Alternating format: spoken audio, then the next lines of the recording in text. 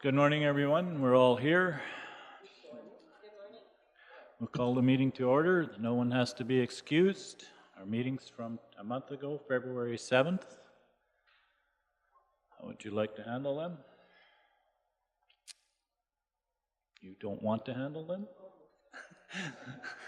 Molly moves acceptance as circulated. All in favor? Any post-agenda items? Seeing none, can we have an adoption of the agenda? Tracy moves. All in favor? That is done. We have a development report. The only action was in Rolling Hills. So, any questions on that? Anne-Marie? Your name? What is the home occupation? Yes. This home occupation is for a cheese making operation. She makes cheese in her house and sells it at farmers markets.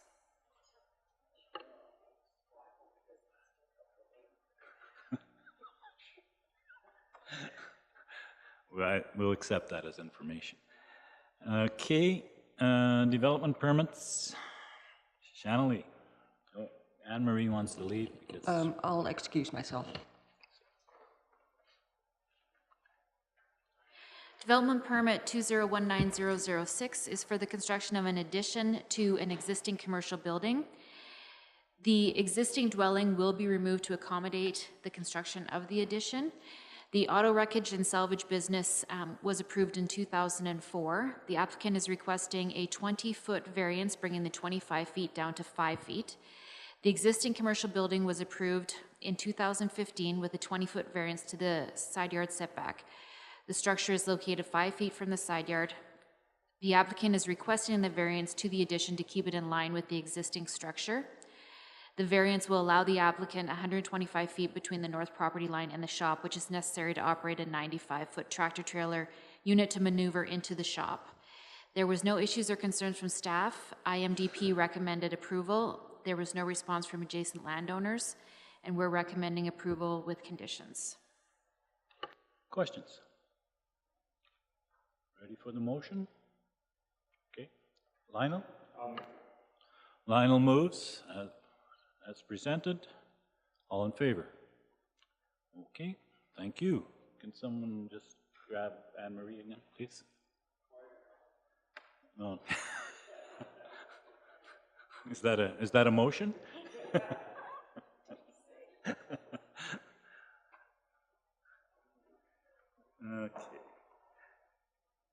Moving on to other business, the bylaw for Wheatland.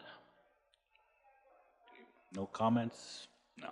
I don't have any comments on this particular one. It's for Parks and Rec, so. Yeah. Any questions on that? Any comments? We had no post-agenda items, nothing in camera. We had some information items. Any concerns, comments? Yeah, the Snake Lake feedlot going on to 8,000, and we had some of the alternate energy stuff for Strathmore, or Wheatland County. What does WECS in the solar, well, whatever that, in that bylaw stand for?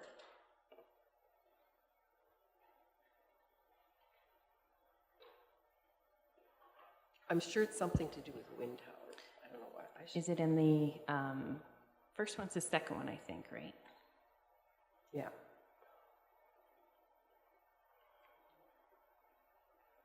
WECS, category 2. I'll Google it. I meant to Google it last night. So normally, wind energy conversion system is what a WECS would stand for. So if that's the same, if they use the same thing, so what they're really talking about is the tower and the tower structure. Because they will end up, because there's different components to the wind. So there's the blades, the nacelle, which is the chunk that the blades are attached to, and then the tower.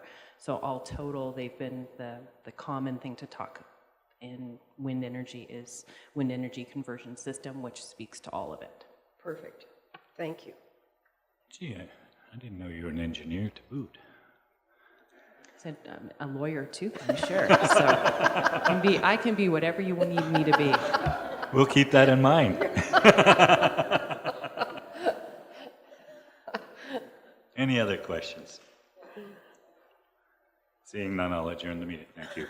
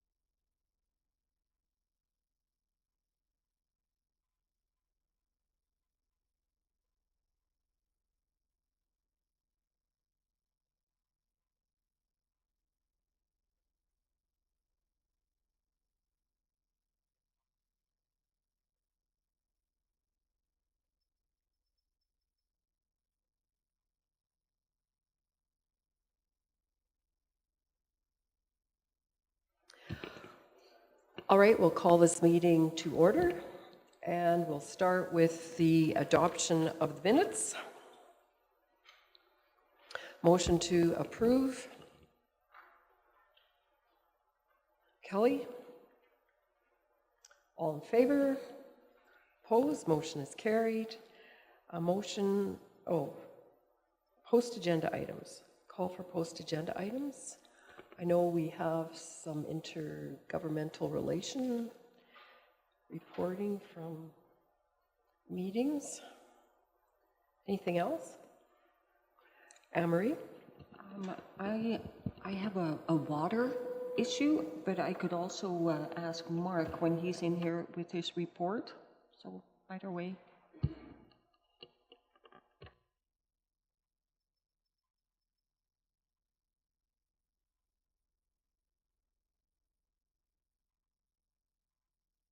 Anything else for the agenda? Otherwise, the motion to approve. Anne-Marie moves.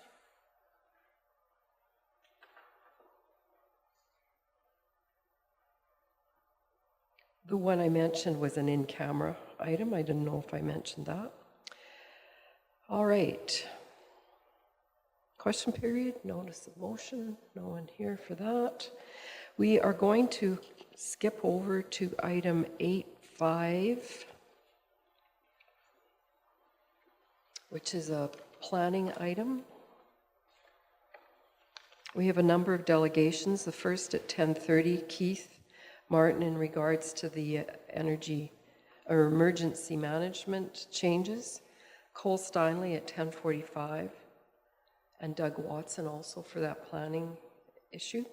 And 11:30 public hearings, 11:45 Martin Shields, 1 o'clock Todd Green and Joe Entz regarding the ASB item. So try to keep on track. All right, ladies, 8.5. Great, this one is mine. This is bylaw 1942-19. It's a application to rezone land from ag to small holdings.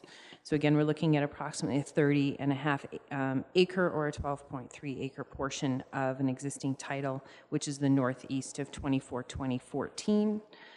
Again, recommend we provide first reading to this so we can get it into the consultation process.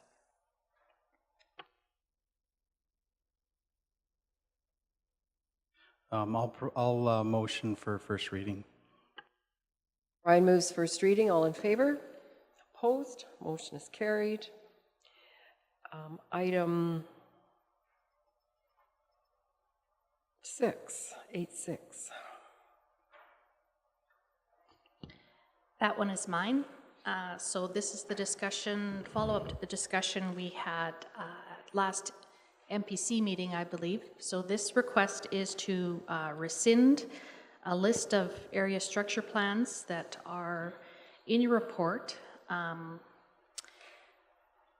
The recommendation is to rescind the area structure plans that are no longer required or valid. In addition, there are 3 area structure plans that Diane has prepared a land use amendment for that she'll address in the next item. The process to rescind the bylaw is the same as the process that was used to approve the bylaw, that is 3 readings of council. And again, this is first reading to bring it into the public review process. Okay. Questions or a motion? Wayne will do the motion. Option 1 motion. Discussion. All in favor? Opposed? Motion is carried. And moving on to item 7.1.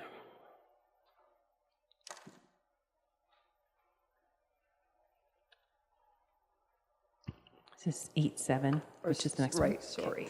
That's all right. 8.7. Trying to mess you up.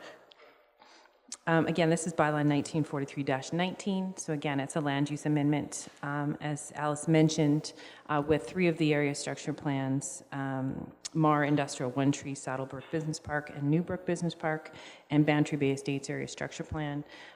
If we're removing the area structure plan that puts the, I guess, specific rules and regulations onto these lands, it makes sense to revert the lands back at the same time. So we do have a section in our land use bylaw that allows us to do this if the lands have not been developed, or there's no, there's a determination that there's no immediate plans to develop after 36 months of rezoning.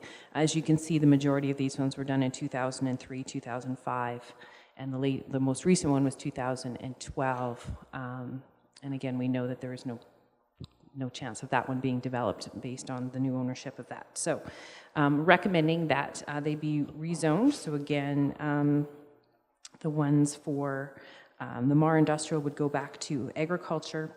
The one for the Saddlebrook, Newbrook, and One Tree Estates would go back to Fringe. And the final one would go to from GRR back to agriculture. So again, the landowners have been notified, and adjacent landowners will be notified through the public process. So again, recommending we provide first reading so we can get some consultation going. Tracy, I'll move for first reading. Discussion, all in favor? Opposed? That motion is carried.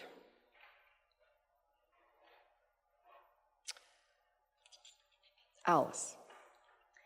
Mr. Watson is here now if you want to move Okay. on to the approval to proceed, 11.2. Perfect. We will go to 11.2, road closure.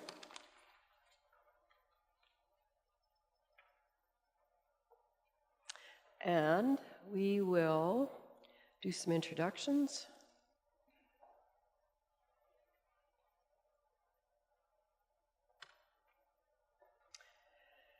This is item 11.2, road closure, approval to proceed Southeast 172118. And hello, Doug. I don't need any introduction to Doug. I taught his delightful girls in school, and it's nice to see him here today. But we will go around the table and introduce ourselves so that you know where we're from in the county, Doug, and then we'll let you introduce yourself. And we'll start over there to my way right, Lionel. Good morning, Lionel Juss. I'm from Division 10, which is north and east of Brooks.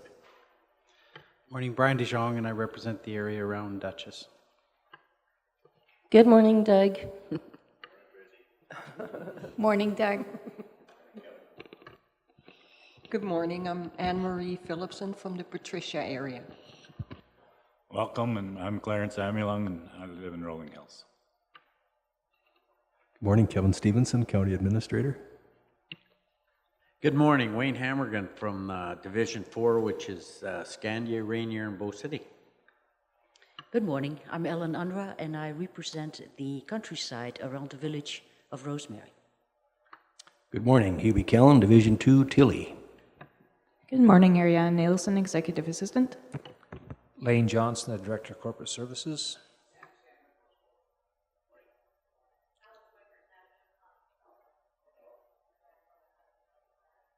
Keith, do you want to?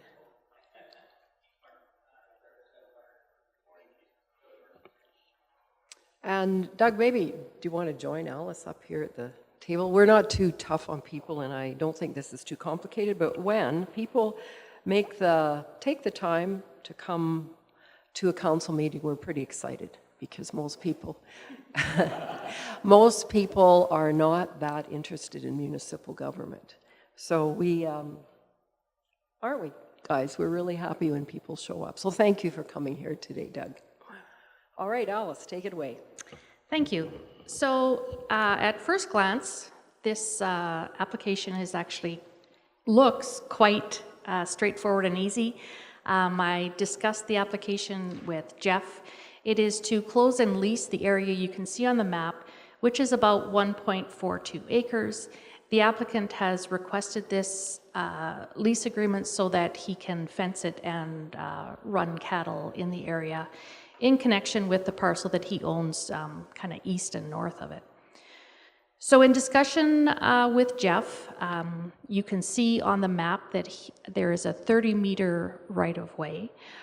Typically, it's a 20-meter right-of-way. The reasoning for this is that Jeff is saying the slope on that east side is quite steep, and he'd like the fence to be closer to the bottom of that slope. So that would be included in the lease agreement, where that slope or where that fence would be. The other part that would have to be included in the lease agreement is that any fencing that occurs to delineate this site is going to be at the expense of the landowner, and that if a survey is required to align the fence to municipal services satisfaction, that would be at the cost of the landowner as well. So that's something we can work through in the lease agreement when the time comes, and we can discuss that a little further with the landowner. The other part of this that was interesting is when you look at, I just need a minute here to bring up, all right, where is the common file, Ariana?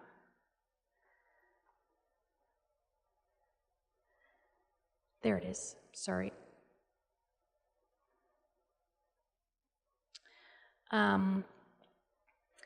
That Diane is so good at pointing out this stuff, and said that there's a bit of an issue with, and you can't see it very well here. If you look closely, there's green lines on there. So the original right-of-way Range Road, I believe it says 18.4, ran straight north-south. When the road plan for the new curve in the road was registered at land titles, plan 151 and then 4 digits, it was registered right on top of the original road allowance. So the road allowance wasn't closed in order for the new road plan to be registered. So it just makes this a little bit more tricky in the description for the closure.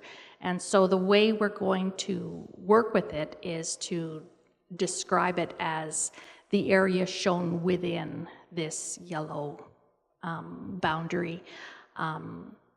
If we were going to be registering this as a closure and sale, it would be a lot more complicated. We would have to have a survey involved in closing a bigger part of the road allowance. So just to add that layer to it, I think it's still doable as a closure and lease, and part of that reason is that I get to write the description, so I can write it in a way that it relates to the lease agreement, and it does not have to be registered at land titles. So I don't quite have to follow their rules in writing the agreement. So what we're requesting here is approval to proceed with a road allowance closure and lease as shown in the yellow area, which is about 1.42 acres.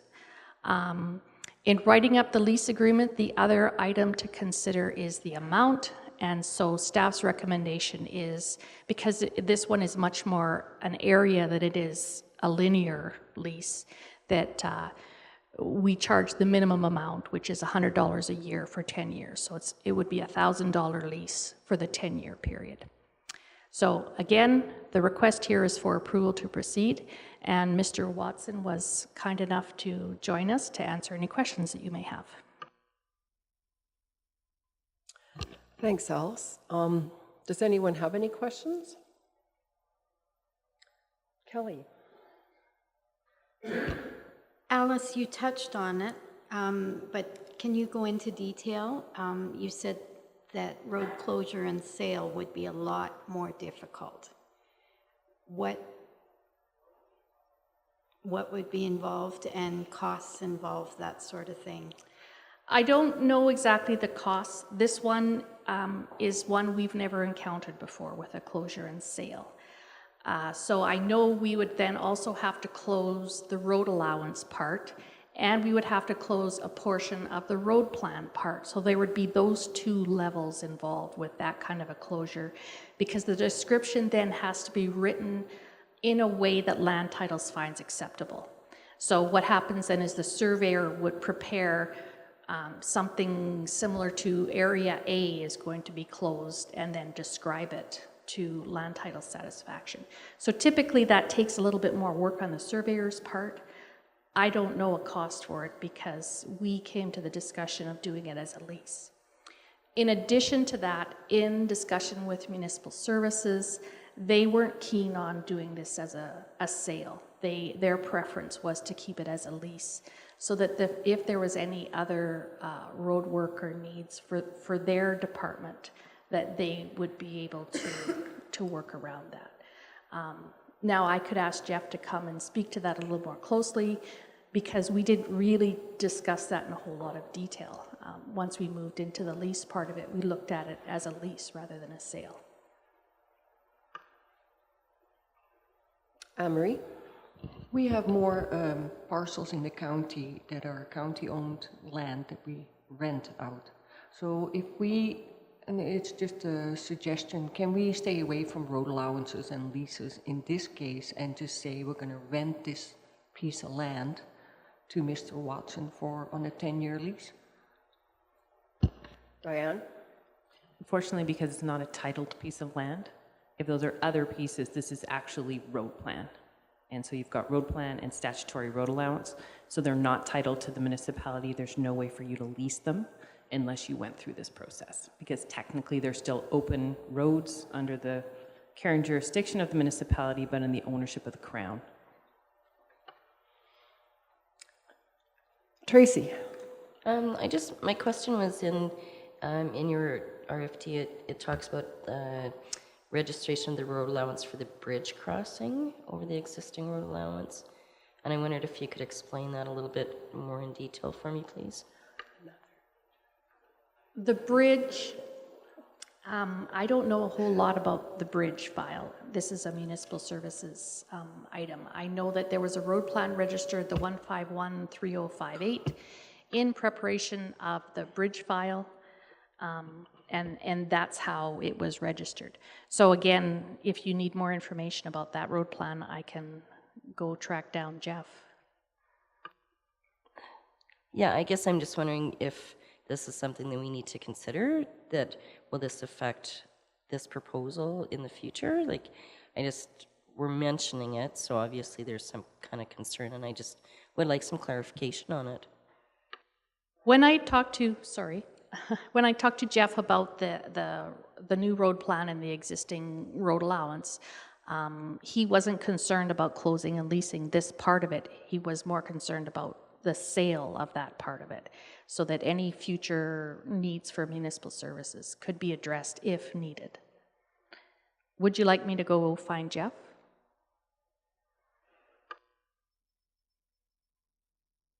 Maybe I'll shed a bit of light on this. So again, what normally happens when we're doing a road diversion like this is it's usually pretty unlikely that we would close the piece of road that we're not utilizing. So again, to know exactly where the bridge crossing is, well, it's actually on the old statutory road allowance. What they've done is just register the road plan where the diversion is occurring. So utilizing both the statutory road and the new road plan is kind of one unit. So again, I don't think there's any issue in the idea of identifying an area of surplus road or extra road that you wish to close and lease, because again, it's a maintenance issue too. If someone can run cows there and you don't have to mow it, that's a bonus. So again, I think the only thing we'd want to take into consideration, and I can see Alice has indicated that the road allowance kind of crosses that EID access road. We'd want to pull that back. So again, there's probably a little fine tuning that would happen prior to coming forward with a bylaw with regards to exactly what's being closed and what that description would look like. Again, it's a bit of work putting that description together. And so again, if you're not interested in doing it, then this ends here and we don't have to do as much work. If you're okay with the idea of closing to lease with an area that actually, because again, I think if the EID saw this, they would say, pull that back. We don't want our road closed. So again, there's some little tuning to that would have to happen. So I guess the suggestion is I don't think we're interfering with the road and the function of the road and the bridge. What we're really looking at is identifying with municipal services those lands that are really surplus at this point. But again, also understanding that we really don't want to sell them off, just in case there has to be some additional road work now, 25 years from now, 35 years from now. Maybe when you come back in 10 years, you may say, hey, this has worked really well. There may be a different thought around it, and maybe instead of releasing in 10 years, we may consider it. But at this point, I think because that's just a pretty new road diversion, I would suggest if we're okay with it, then to move forward with the procedure and then having the mapping and everything tidied up to do with that. So. Sounds reasonable to me. Clarence? Yes, Mr. Watson, does it work for you? Any other questions? Doug, any comments or?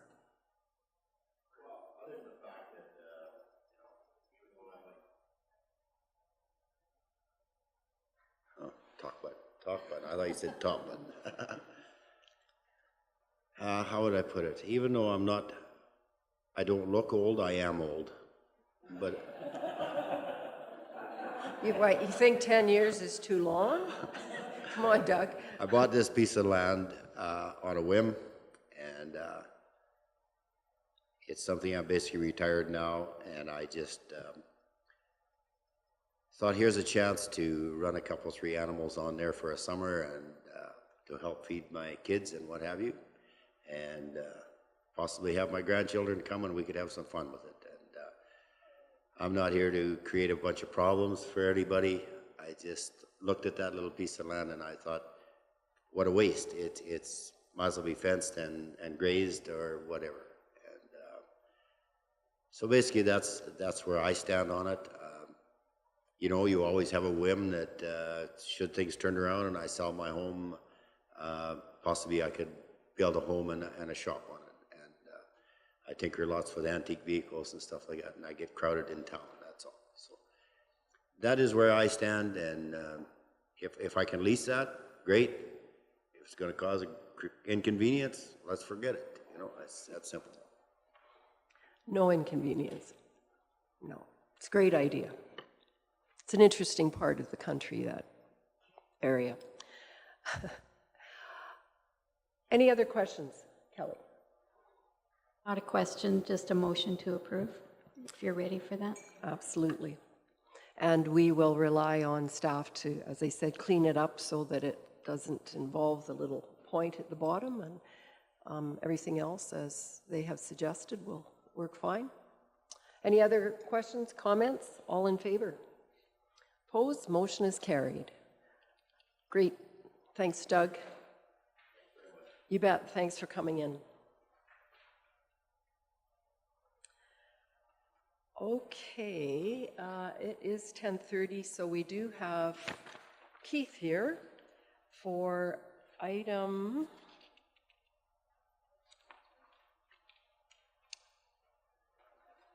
11.3. Thank you. Item 11.3, the Alberta Emergency Management Legislative Review, which obviously has impacts for municipalities.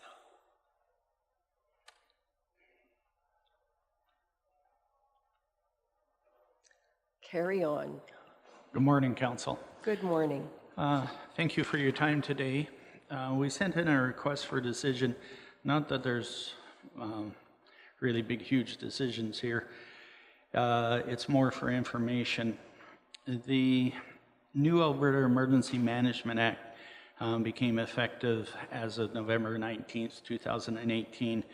I reviewed the Act and sent you copies of the changes that I discovered in the Act. I don't think there's anything that was a big shock in there from what the Alberta government's trying to do. Also, the Emergency Management Act, Government Emergency Management Regulation became effective November 27th, 2018, and there was some changes there that I sent to you for your review. The big one is the brand new Emergency Management Act Local Authority Emergency Management Regulation. It was filed on November 27th, 2018, and it'll become effective January 1st, 2020. I did send you a copy of that for your review if you wanted to look at it or read through it. There's some basic things. It defines what an employee of a municipality is. The Act requires that a local authority shall appoint an emergency advisory committee, which we have in place. We just don't really deal with it too much. It also requires us to establish an emergency management agency, which we do, but again, we haven't done a whole lot with it. Some of the things that are in there, description of the administration of the local authorities emergency management plan. So it has to now become available to AEMA officers, and they'll do that by just simply coming down to Brooks and looking at it, which we did about a week ago. We have to review the plan no less than annually, and part of the committee's portion is to also review with the Director of Emergency Management, and then present that to council and either agree on it or disagree on it type thing. We haven't probably really done that before. There's mandatory exercises now that are being implemented, training requirements for elected officials and delegates, Director of Emergency Management training. So the one that's for elected officials is the Municipal Elected Officials course.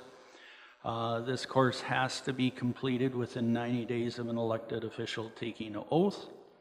And I think we got until January 2020 to get that under our belts for those council members that do not.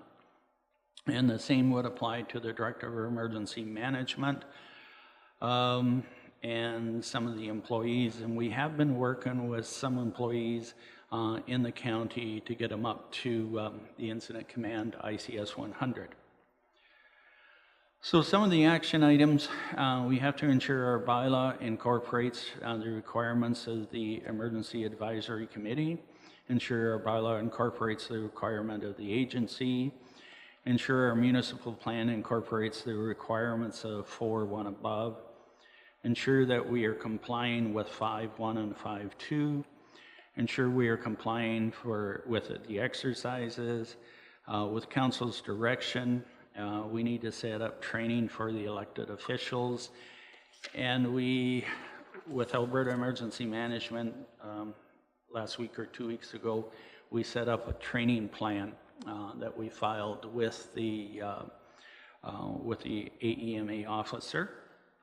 And right now, we hope to do on September 17th a basic emergency management course. It's a half-day course. We would do it here in Brooks or the County of Newell, and it wouldn't cost us anything. We require to do a scribe course, which we'll do on October 22nd. There is some prerequisites for that. Scribes are basically people that follow around somebody like myself and write down all the notes and make sure we don't miss any of the conversations. We're trying to do the municipal elected officials course on October 23rd, and right after that, that would be in the morning, and right after we would have a lunch for council and then get right into our first committee meeting so that we're not tying up council's time. November 5th and 6th, we hope to do an ICS 200 course. Again, all these would be taught right here. And then on November 26th, there'll be a Director of Emergency Management training. So with council's direction, we've kind of, well, actually we did that without council's direction, setting up those dates. Sorry about that, but we can change. They're not cast in stone. Again, with council's direction, we want to ensure that the Director of Emergency Management receives his training, which I have 3/4 of it, and we'll schedule the course. And with council's direction, we need to ensure that all staff has or receives training, and that includes CAOs, directors, managers, supervisors, who could fill in at any time in an ECC. So basically, that's about it. It was for information purposes, so you're aware of what the Alberta government is doing. We did ask the question, so what happens if we don't do this? And the AEMA officer said, well, we're not here to discipline or anything. He did suggest that there's always a possibility that the Alberta government could hold back grants or stuff along those lines. But it doesn't sound like at this time there'd be any penalties for not complying, although this is being asked of every municipality throughout Alberta. So I think it's probably a good idea to move forward with it. Try to answer any questions, but other than that, that's the basics of it. Thanks. Excuse me. Thanks, Keith. Questions? Brian? Is there any implications for our volunteer fire responders, first responders, as far as the training and what's being done? I mean, I remember talking to you a while ago about some of the issues involving OH&S and maybe some of the constraints that are going to be involved when it comes to volunteers that man our forces. So just curious if this aligns or whether this is going to complicate it or how does it affect it? That's a very good question, Brian. When they define an employee, they define it as a person who works for a municipality. So in just general terms, a volunteer firefighter works for a municipality. So we have been trying over the last year to teach ICS courses and bring our firefighters up to at least ICS 100. Other than that, I don't think they would be required to do any of the other training. However, directors, CAOs, those type of things. When we asked the question of the AEMA officer, he basically came back with, you're a small community compared to, say, the number of staff the city of Calgary would have or the city of Edmonton. So his recommendation would be that all staff do this. We've narrowed that down a little bit to just more of the supervisor and up staff, because they're probably going to be the people that would have to sit in an ECC. Now, the thing to remember is we need to look at an ECC may be set up where you're only in it 8 hours a day and you're, like if we could use the flooding in MD at Tabor, they probably didn't run their ECC all night long. What if you got into the Fort McMurray, those type of things, or special areas where they ran those wildfires, they were going all night long. So if it takes a week, we need a lot of in-depth people to fill those spots. So I don't believe the firefighters would have to have anything more than ICS 100 under this. That I would move this, recommended action.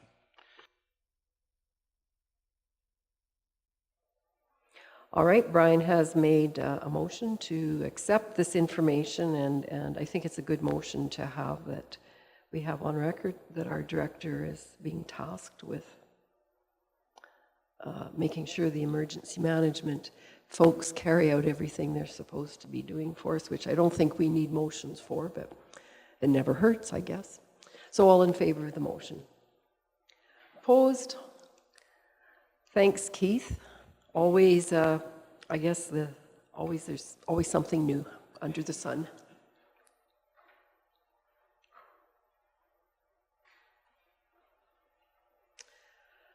Okay, we have Cole Steinley, who's supposed to be here soon. In the meantime, how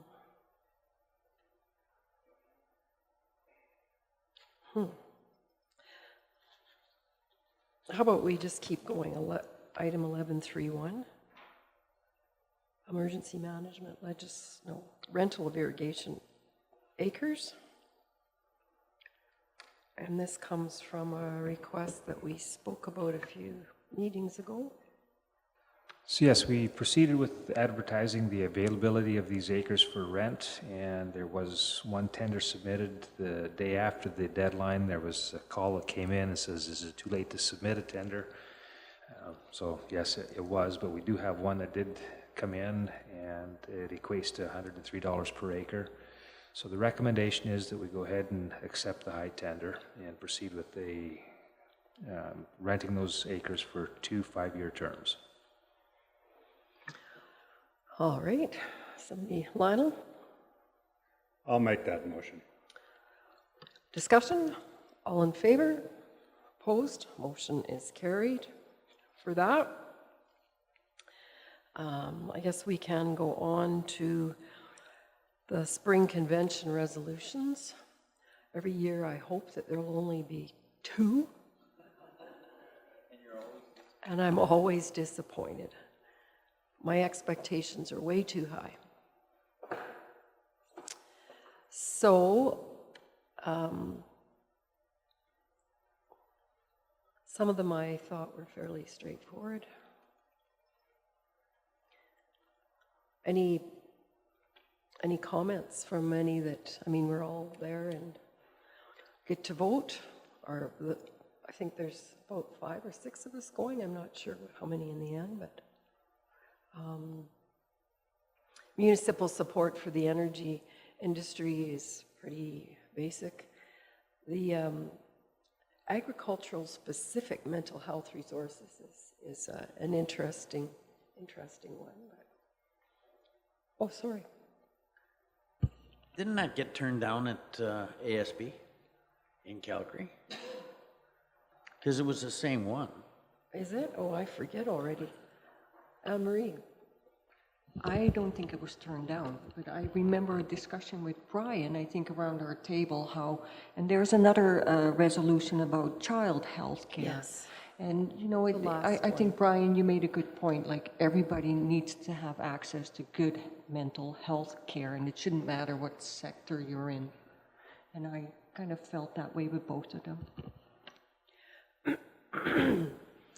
I was curious, yeah, I thought, wow, we're really getting out of our boundaries here, which maybe isn't a bad thing, but yeah, it'll be interesting. But I think that's a fair comment. The lightweight concrete bridge girders obviously doesn't affect us. Mark, any comments on the lightweight concrete bridge girders? Doesn't affect us, but it doesn't mean that in the future there isn't a bridge that does affect us, so I just don't think I support our peers on this whole Because it's an Alberta transportation issue as well, yes. The Bighorn Country proposal, we've certainly heard lots about on the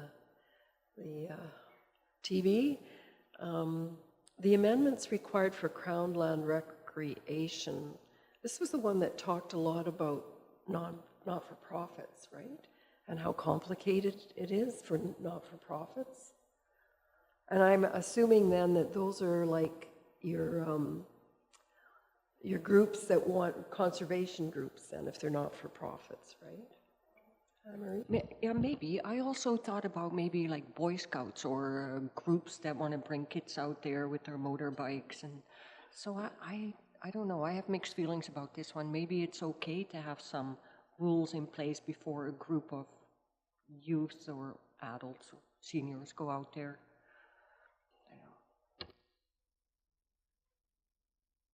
Curious to hear more about it, because it sounded like, I mean, it's about selling land, is it not? Disposition, and so the seed royalty one, I am not a very knowledgeable people about seed royalty. Brian?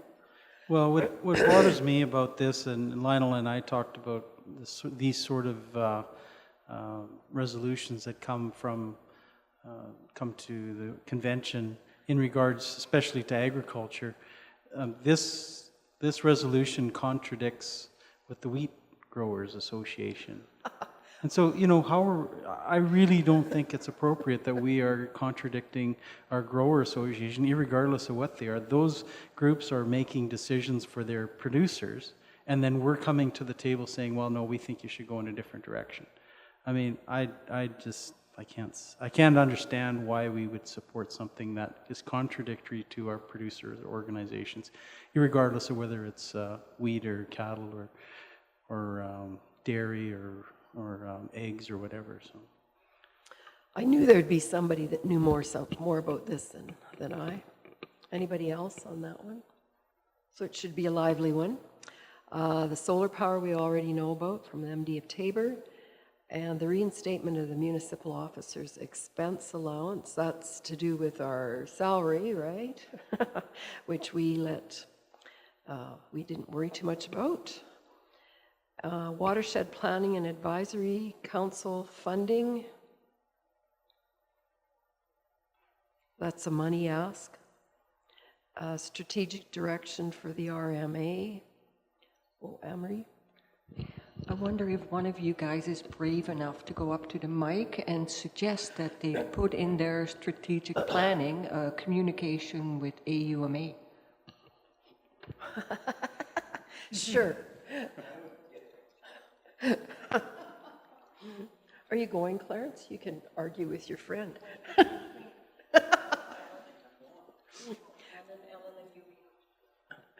We'll sort it out.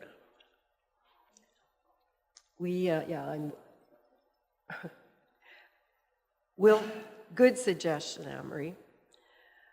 Always the rebel. Update of the provincial code of practice for compost facilities. Yeah, sounded pretty innocuous to me if there's some provincial code. And then we've talked about 12, so that's good enough for me. Mark, assuming maybe that Cole isn't going to make it? Okay, so we'll do 12.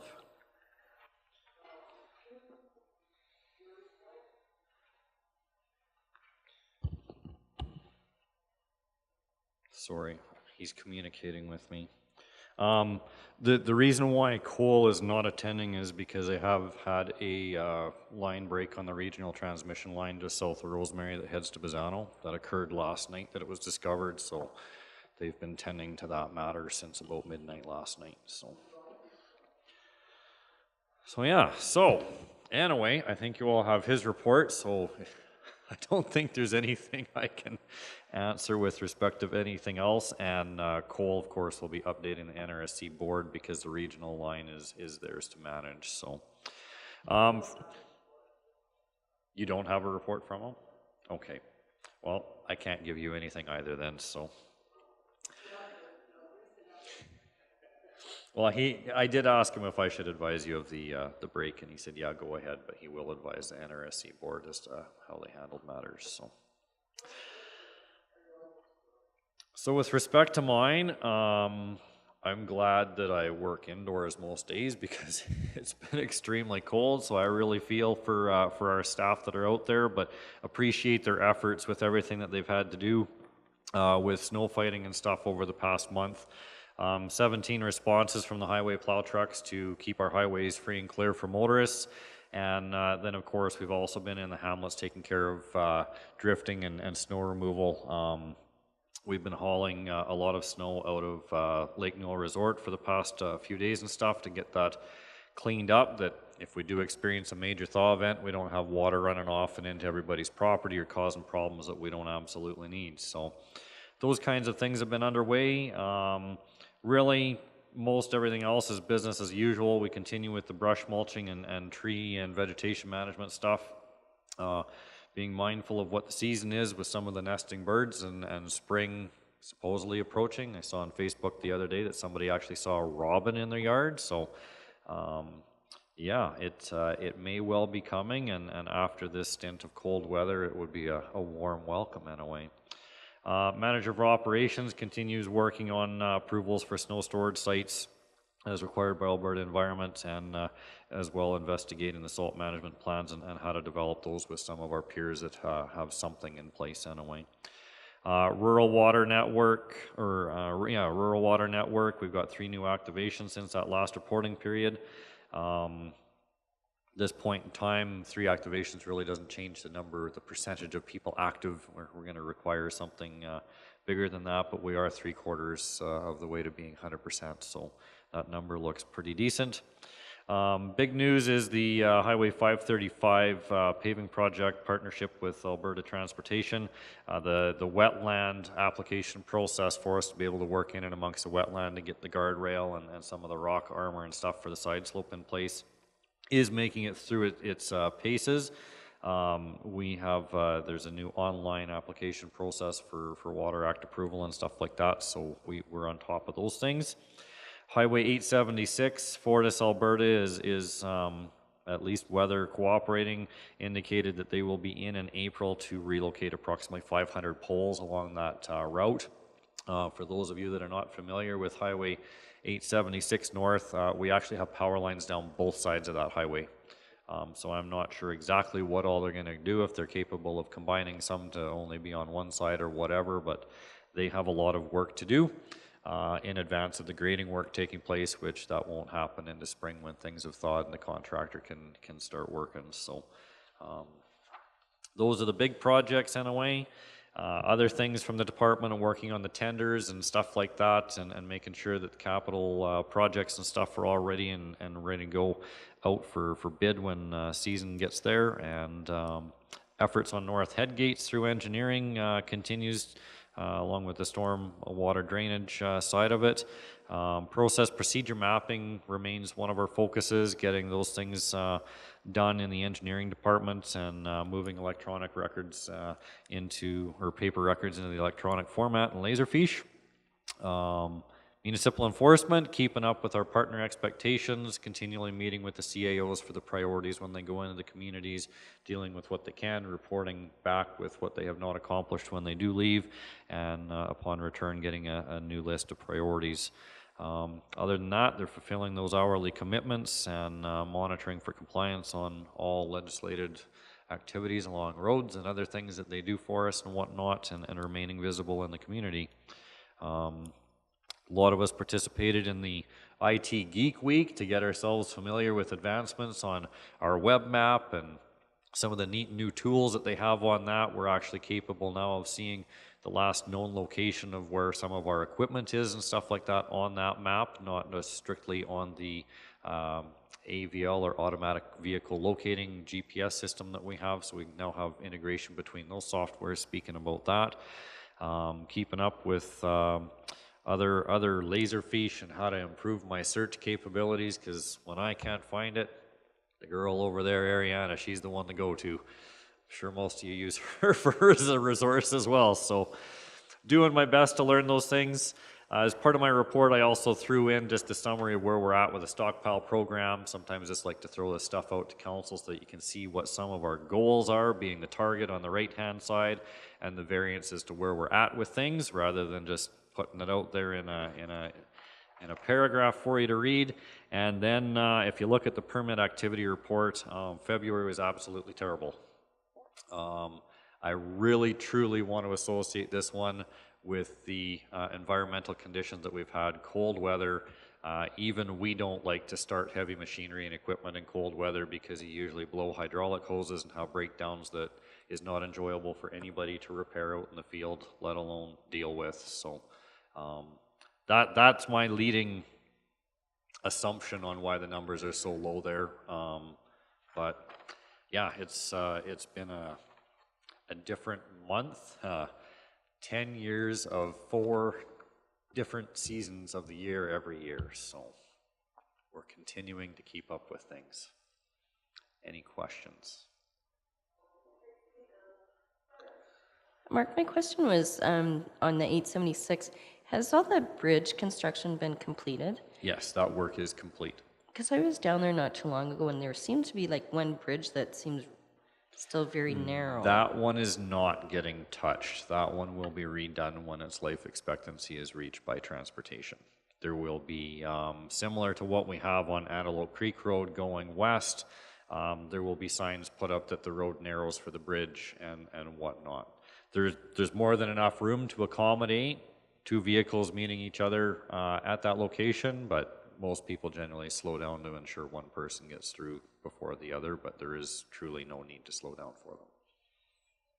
Unless it's farm implements, then I always suggest you slow down. Just information thing, we're looking at your aggregate sites. Chile is just north of the number 1 there. Yep. Chile, and Rolling Hills is the one in the middle of nowhere there. Yeah, out in the middle of nowhere that not too many people know about. Yeah, okay. Yeah, and one of the things with the stockpile program too, Terry and I have had ongoing discussions because everything for the stockpile comes out of the Tilly, or out of the Steveville gravel pit, which is north of Patricia on Highway 876.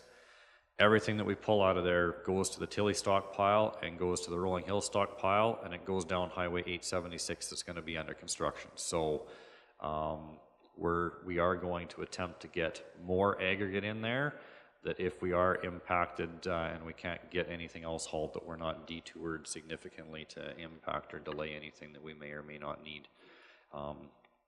And I did have a comment in my stockpile summary there that we did have excess stockpiled last year as well that we carried forward. So trying to do some operational business and do it with some kind of smarts anyway. Appear to be smart, so. Okay, this would have been my post-agenda item, and it's about water. You know, I was just thinking, and I want some feedback from the other councillors. Would it help us if we do kind of a survey of the 401 inactive water users and also new ones, like to find out where the pockets are of people that want to be hooked up to regional water, whether they have a house or not a house?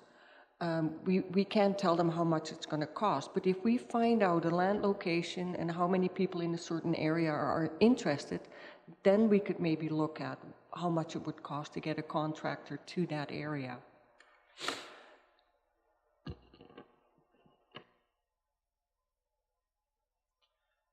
So something, or would you be thinking something along the lines of, for those 401 outstanding, possibly a local improvement that gets imposed on strictly those 401, because each of their costs is different. And so Jeff's given quotes of $100,000 to tie in somebody that's been looking for new, and some of them are as low as like $7,000 to bore across the road and put the curb stop in. One contract, I don't know how we would just... But that's exactly what made me think about this. There's one guy, it's going to cost him $100,000. But when we looked at the region or that area where he lives, we weren't sure if other people would now be interested to hook up. Or if there is somebody that doesn't have a house, but maybe thinks that in 5 years he might build in that same area. So then you have like a pocket of people that are interested in getting that pipeline out, and you will bring the cost down for that one person that has been quoted 100,000. So I was just thinking to stay away from how much it costs, but just find out where the interest is.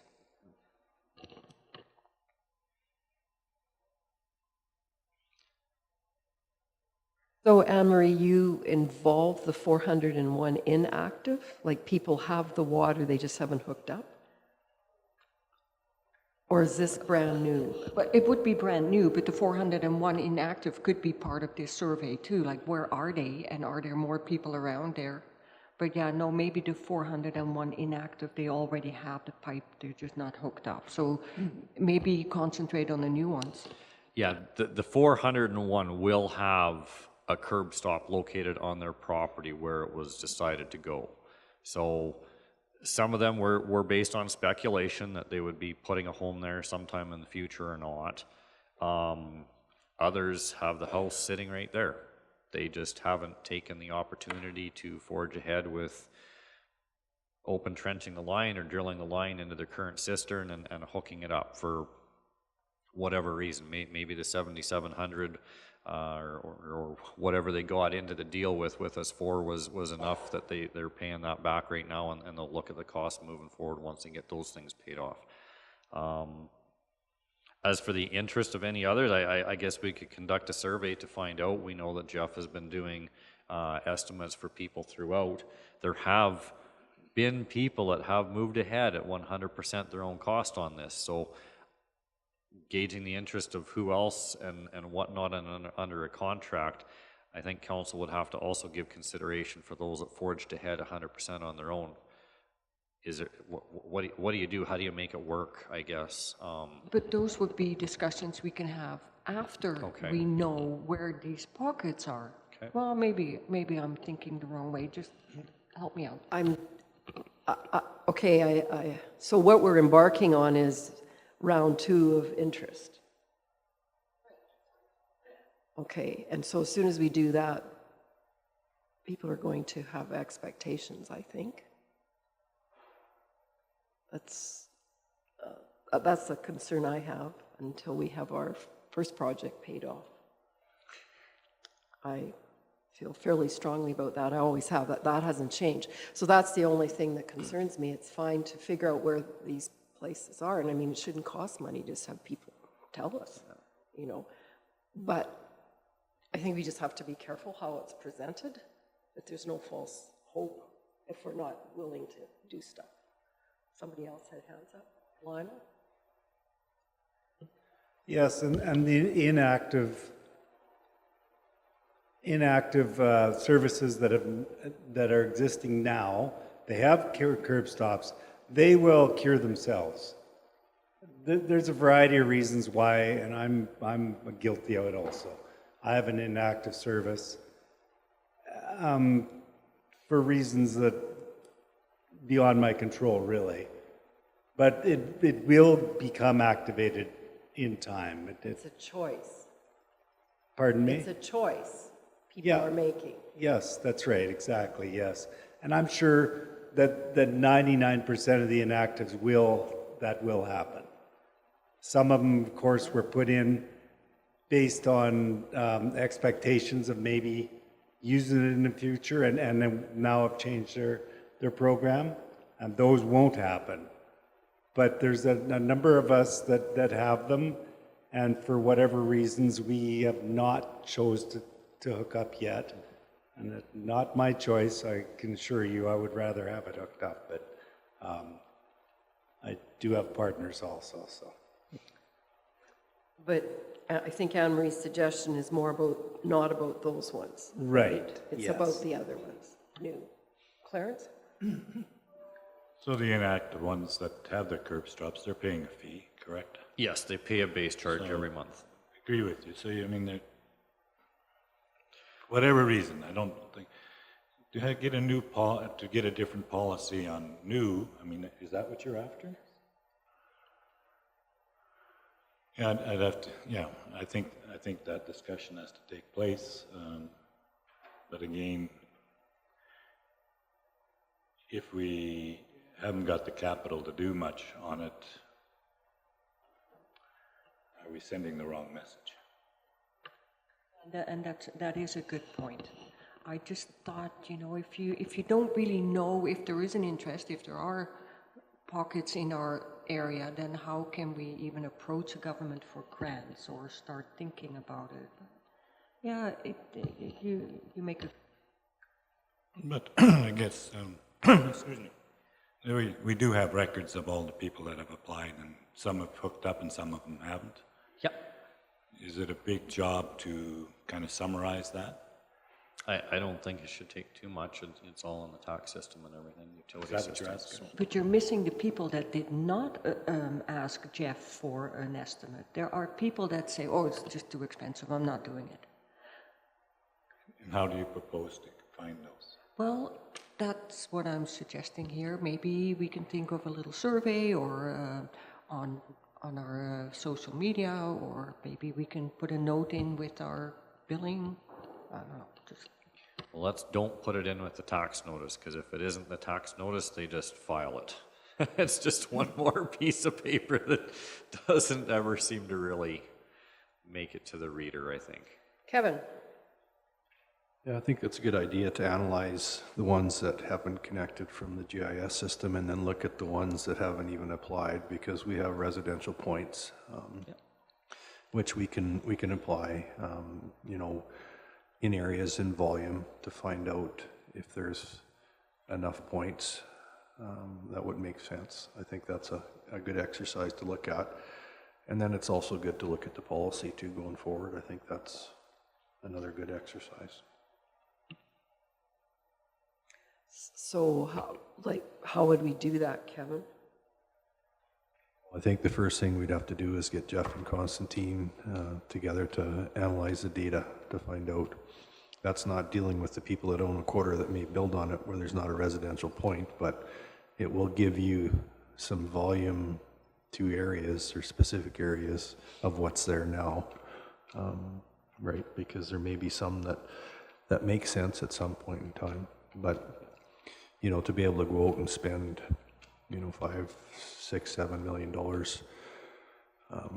I would hold off until we 2022 until we clear off our loan debenture, and then we can reestablish another program. So what I hear you saying then is that we can get information to a certain degree. Yep. Start planning. Of what Anne-Marie's talking about, so that would be a start? Yeah, I would like to start that, and 2022 is not that far away. So there's a project, which Thank isn't, you.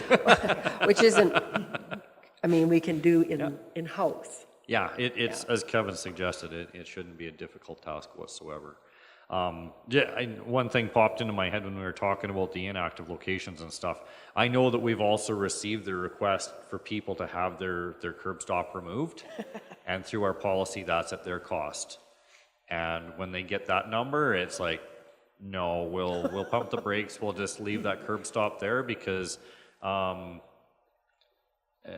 in one situation, it's servicing a lot down in Bow City. Well, in my opinion, it's still adding $10,000, $15,000 value to the lot because it's accessible to the next person. If they go and spend, say, $5,000 to have that service removed, and then the next person's got to come in, pay the $7,700, got to pay to have the pipe put back in. Like, they just don't like the $40 a month that they have to pay for being inactive. And that's the whole purpose that the line was put there, the curb stop was put there. If you did it on speculation and now you're going, well, I'm not going to build a house there now and I want it out, well, that shouldn't come back at the taxpayer's expense to remove. We still have a curb stop that we have to turn and make sure it operates. We have a pipeline that we have to maintain running to the lot. Something has to be compensated somewhere along the line. So, Wayne? I was just wondering, can we put an improvement tax on farmland? Like, say, if somebody wants to put a curb stop on their land to access our water system, but has difficulty coming up with, say, 35, 40,000, can we do this and then put an improvement tax on there? Like an individual, local? We have done in, say, Rainier or Scandia with their water and sewer lines. Yeah, I think you can certainly do that. I would hold off on the one-offs for something like that. Possibly a special tax might work better for somebody like that. But if you do it as a program, like we considered for Westland Acres or the Rattleback development with a local improvement for services that the ratepayers will end up paying for, so that's not a cost to anybody else that doesn't benefit from it. So you can certainly do that. I just wouldn't do them on an individual basis because there's a lot of work behind a local improvement. And if they're done as a package, I think that makes sense. Brian? I'm going to go back to 876, and it's just more for my curiosity. Do you know where the contractor is accessing his gravel from? no, actually, I don't. I'd have to consult Jeff on that one. And that won't be showing up until 2020. The grading work will just be the dirt work in 2019. So they can even bid all of that and still change where their gravel source is coming from, even because they don't have to identify where. Well, it's mostly just for my curiosity because I know that most of the gravel, all the gravel for 873 came out of Vulcan County. So I was just curious whether it was going to be sourced within our area. I don't have a problem if it isn't, because I think we're always struggling with gravel stocks no matter where they come from. So, and the reason it came to my attention is I was talking to another smaller contractor, and he was curious, but he also mentioned in the same sort of dialogue is that, and I don't know if I'm sure you're aware of it, that I think it's in Medicine Hat or Redcliffe that the gravel's almost free. And so He was I'm astounded. happy that they have so much. He was astounded that they could give away the gravel and, of course, just the trucking costs. But I was just curious if you were aware of it and if those numbers would work for even for us to move gravel to our area. I know it's a long ways, but if the gravel's free, and we're always struggling with resources, especially in the south part of our region, whether that was a practical option for us or not. So, because sometimes I know you've even mentioned that it might be cheaper to have somebody else use their gravel rather than using our own stockpiles or our own resources. So. We are currently buying off of Smith's out of the Bow City pit that the colony owns. One thing that when you look back on history, I would honestly say it would have been nice to keep the GEM line, rail line, because GEM is the ballast pit is our largest pit and has about 100-year useful life on it. We could have put all that on rail cars and brought it down through Rosemary and stuff all the way to the south end a lot cheaper than it would have cost us to load it in a truck and drive 20 miles out of our way to get it back to the highway that it's got to come down to get it places. Some of those things start making sense these days, but I'm sure you could find some locals that said, I told them so. yeah, I'll look into that though. Thank you. I can't believe gravel could be free these days. They were astounded too, but they're in the business, so I'm thinking that they were pretty knowledgeable. It was Liberty, so that. Yeah, no, I was guessing that. I think when you get into Cypress, all you have to do is watch what you see along Highway 1 corridor. There's just gravel. Like there's a lot of it just along the Highway 1 corridor, especially when you start getting towards Irvine and stuff. And it's at a key location right on the two major intersection highways, Highway 1 and what is it, 41, 44, 41, I can't remember. 41. Yeah. Huh? It'd be nice if we had one at the corner of 36 and Highway 1, it'd be great. Other questions? Ellen? Where does the excess snow get trucked to from Lake Newell Resort? Lake Newell Resort right now is going to the west side of the hamlet, so that's where the spill gate is for filling Lake Newell Reservoir that the EID has. As part of the development back in the early 90s, there are some settlement stormwater ponds on the west side of the hamlet, so that snow is melting, running down into those storm settlement ponds before it actually hits the lake. And that's a requirement through environment. So. Other questions? If not, a motion to accept Mark's report. Ellen moves. All in favor? Opposed? Motion is carried. Thank you, Mark.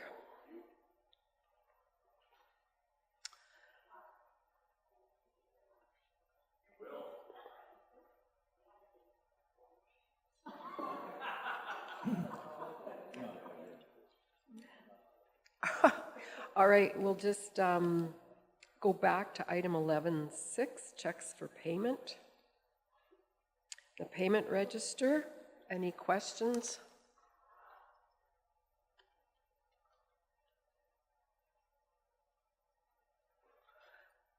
No questions? Motion to accept then.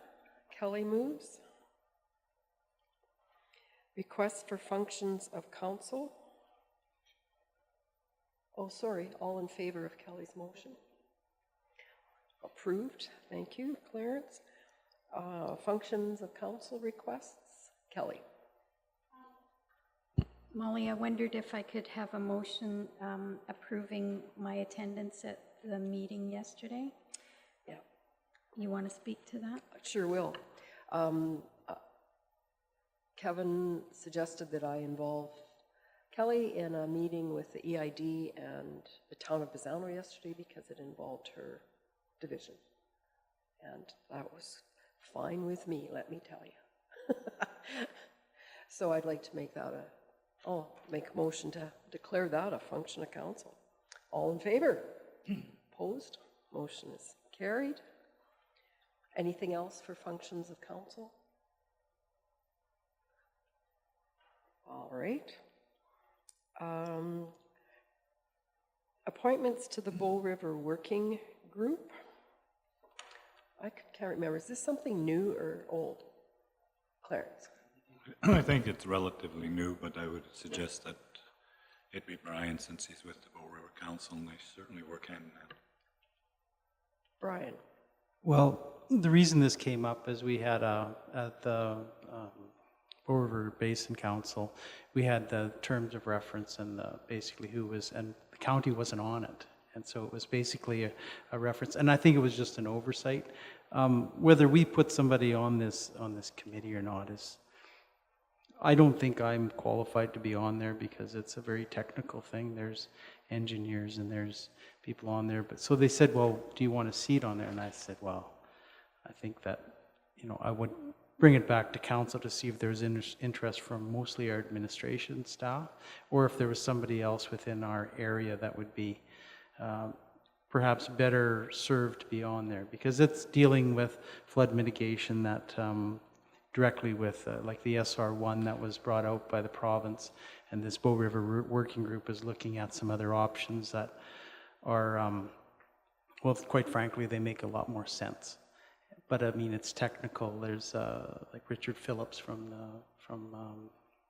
Bow Irrigation District. There's another couple guys that have some planning experience. So I think they're doing us the courtesy to invite us to sit on it. Whether we fill that seat is up to us. But the only reason I brought it up is because county was like all the other municipalities were listed, we weren't. So I said, well, I think we need to be on that list. And then I think they took it a step farther than to invite actually one of us. So it doesn't matter to me. I don't think I could give any value to that committee from a personal point of view, but I think there is perhaps people that I would look at for Kevin, if you could suggest, or yourself, or somebody that would have more technical experience that could provide some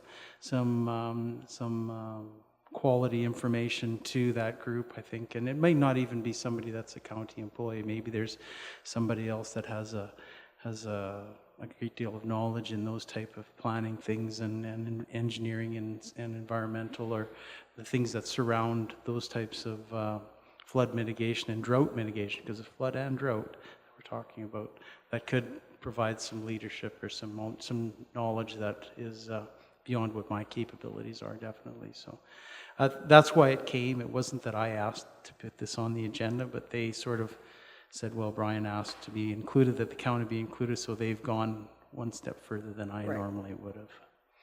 So Brian, are all these other Bull River nearby counties represented by people besides councillors? Or do you have any idea? I don't think there's any other political people on that committee. It's does the EID have anyone on well, it? and you see, they're represented. The irrigation council always, or irrigation, the 3 irrigation districts, Western, EID, and Bow, have a seat at the Bow River Basin Council. One of them is always there. They take turns within the general manager. Like Earl Wilson was probably the first one, and he sat for a number of years. Now it's Richard Phillips, and they alternate that as they see fit. So there's always somebody that represents, and they report internally to each other. So they definitely have a presence, and that's needed. That's really important because they're very technical people. Like Richard's an engineer, and he understands it way better than I ever could. And so that's why I say, you have people, professionals that understand how this stuff works and the practicalities of it, and they provide a tremendous resource for a group like this. And I would be, if the county was to participate, I would look to somebody like a Jeff Tiffin, or somebody with some technical knowledge as far as engineering or even in planning, that would be able to support the group and provide some resources. So I just wanted, it's here. I would defer to our administration to see if they had somebody either internally or externally that would be interested, and we could certainly bring it back at a later date to have them be qualified to sit on this if there's interest. So.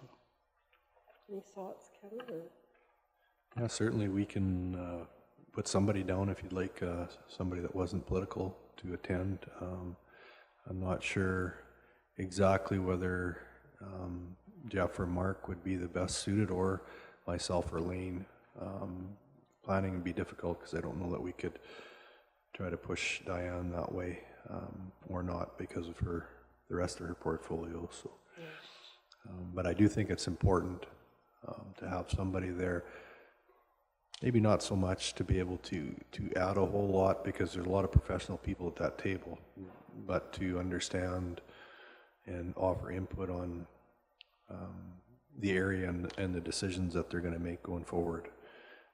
Because, you know, if they're looking at 3 options, obviously one's probably going to be the best for the region down here, versus, you know, everybody's going to have an interest in whether it's something that's a dry holding thing or for flood purposes, or something that can handle droughts, that's going to hold water so that it can carry from year to year. I know the EID would have a keen interest in that because they have the biggest water license, but certainly if you want one of us to attend, we can get somebody's name to them. I would want to talk to Mark and Jeff and Lane to find out who would be best suited. That'd be great. Wayne, did I miss you? I think you had your hand up, and Clarence. I was just going to agree, yeah, Jeff or Mark or something, and just get report on what's happening there would be interesting for, I think, our council. Get a report every 3 or 4 months would be great. It's too bad Earl Wilson couldn't be appointed. Clarence. Well, certainly, I have no problem with it if we represent it that way, but I think, Brian, you sell yourself a little bit short. I think you could learn something. No, I didn't mean that. No, and it's just from, you know, I attended one session at the council last week or the week before, and I thought, boy, if Brian can understand all this, he's doing a heck of a lot better than I could, because it was kind of technical too. But I think you learn things, and I think if we can't have, if there's nobody suitable, I don't think you should just say, well, I can't do this, because I think really you would learn things, and that would also help you on the Bow River Council. And I think you could tie the two together. But anyway, if we can get some technical people, that's great, but I think we should be at the table. It struck me a little bit that the council, and I haven't written my report because I don't know what to write because I couldn't understand some of it, but there was a lot of technical people. There also was only, I think, 1 or 2 people from downstream of Calgary, so I think it's important that we're represented somewhere along the line. Because I think it's just very important, because that Bow River is our lifeline.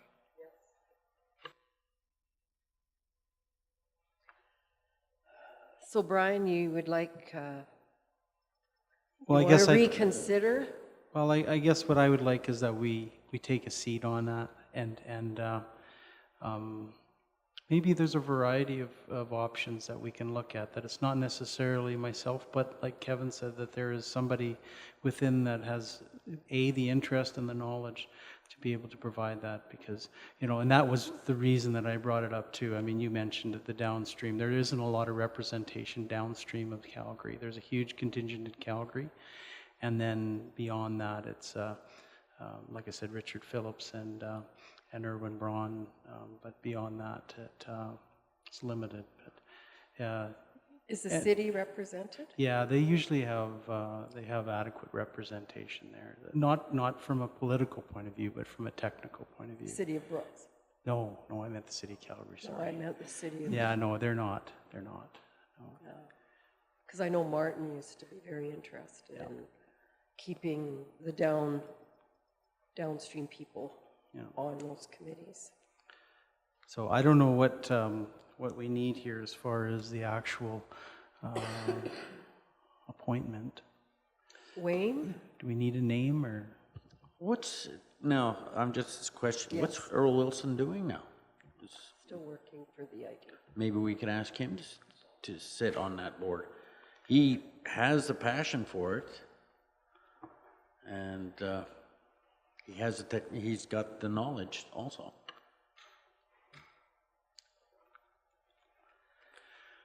He would be an excellent candidate.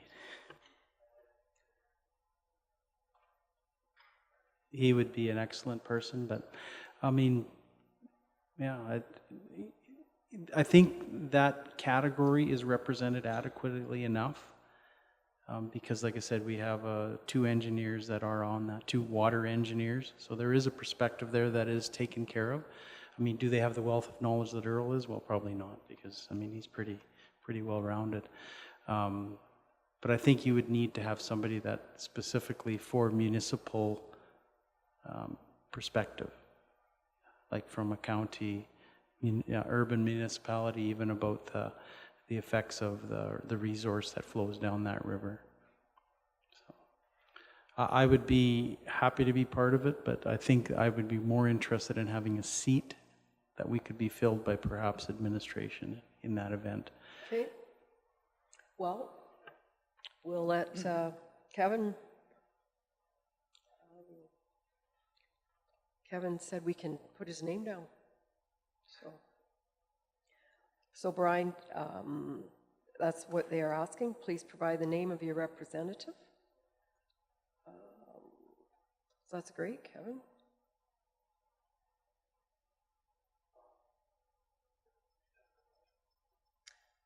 Sure, why don't we make that, Brian, make that a motion to appoint Kevin Stevenson to be part of the Bow River Working Group. All in favor? Opposed? Motion is carried. Thanks, Kevin. Thank you, Brian. Thank you, Clarence and Wayne. All right, it's public hearing time, my favorite time of meetings. So we'll flip back to item 7, and we need a motion to move into public hearings.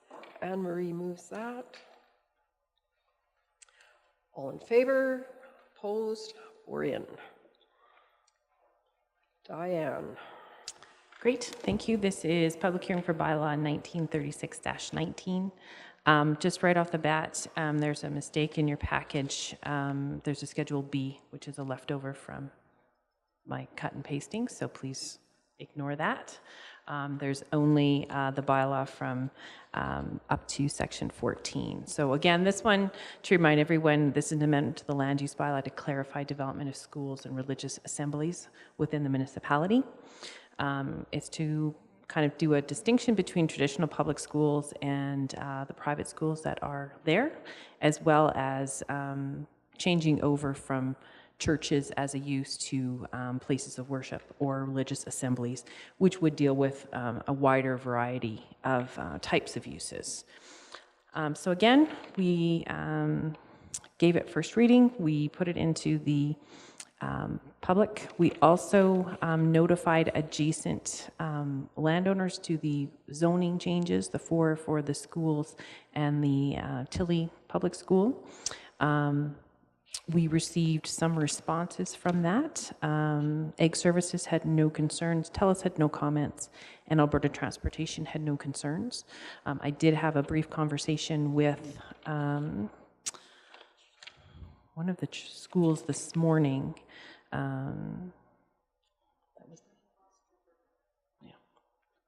Janine Ostenberger from the Duchess Bethel Mennonite. Newell Christian, sorry. It's the one that's on the 544. And their concern was just some programming. They wanted to introduce some agricultural programming, so beekeeping and those types of things, a community garden.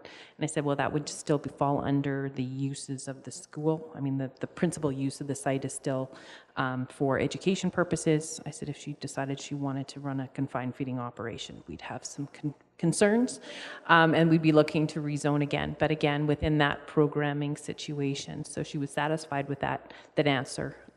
But I think that was the only comment we got. So I don't know if there's any comments from council at this point. Be happy to answer any questions. So that is our only public hearing today. So we need a motion to move out of public hearings. Ellen moves. All in favor? Opposed? Motion is carried. That takes us to the bylaws. So we need a motion for the text amendment change, second reading. Wayne moves. All in favor? Opposed? Motion is carried. And for third reading, Clarence moves. All in favor? Opposed? Motion is carried. And then we are at item 8.2, the traffic bylaw, which we read last time for first reading. So it is here today for second and third. So motion for second reading, Brian? No, I have a Question? concern. Well, and because I wasn't present at the public hearing, am I allowed to participate in this? Probably not. I'm just kidding. What's the Well, rule? yeah, actually, that's a good question because he's not allowed to vote on it. Okay. It would be appropriate, I think, to have Ask questions questions. raised about it, but yeah, he wouldn't be allowed to vote. Perfect. Sorry. Ariana's correct with me. The traffic bylaw wasn't subject to a public hearing. It's only when a councillor is not present at a public hearing that they're not allowed to vote on a bylaw that was dealt with during the hearing. Okay, so you can just talk away, Bri. Well, it'll be brief, and it has to do with, I'm going to go down to the right page here so we can all, it is page 15 when it comes to the penalties. Under 5.3, no parking of water trucks on county roadways for the purposes of loading water. So when this was first brought to us by our enforcement, I brought this up about farmers and people that have to haul water for spray operations. And it was said that it wasn't going to be a problem because they would either take it out, so it's there, and I would like it removed, that 5.3, because there is situations where producers and business owners are using the roadways. They're doing it in a safe manner. I mean, if it's a case of unsafe, I would totally support the 5.3, but it doesn't identify that. It just says no parking of water trucks on county roadways for the purposes of loading water, and that's exactly what some people do. Where is this, Brian? It's on page, 15, and it's 5.3.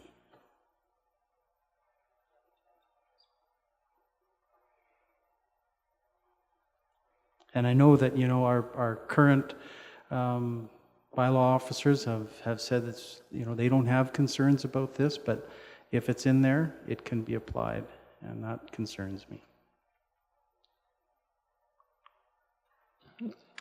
Actually, it might be appropriate for us to just clarify this with John, hold off on giving second reading here today. I think that we had struck all of the other provisions that pertain to loading water trucks on county roads out of the bylaw, and I'm anticipating that the inclusion of it in the schedule should also be deleted.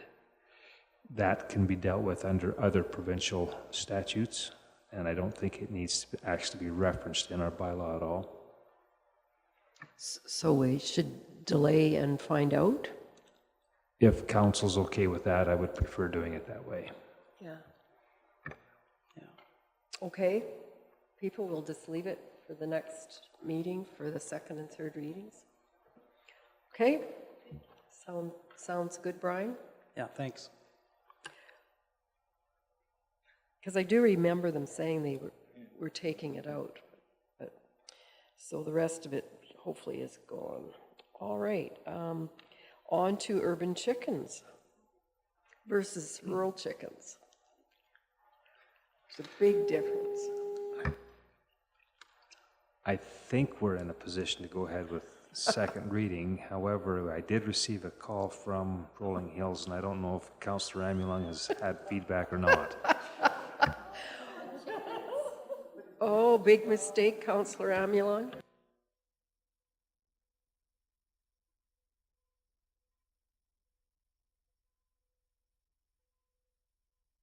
So just to explain.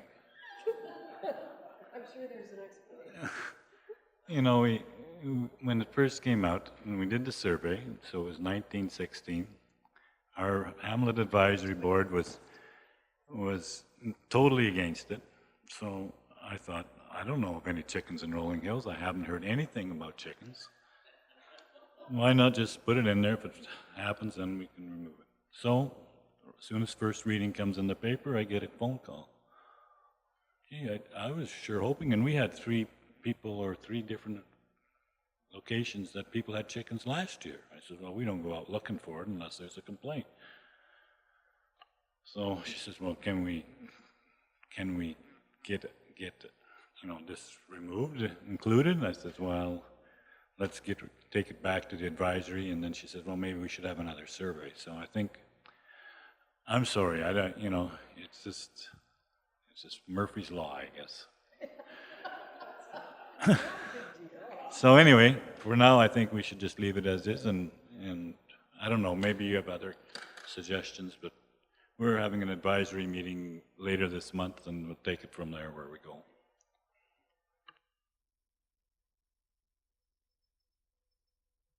If there is some question about it, it would be best to hold off until we have some further direction provided as to what position the Hamlet Advisory would like to have taken on this particular bylaw as it applies to Rolling Hills.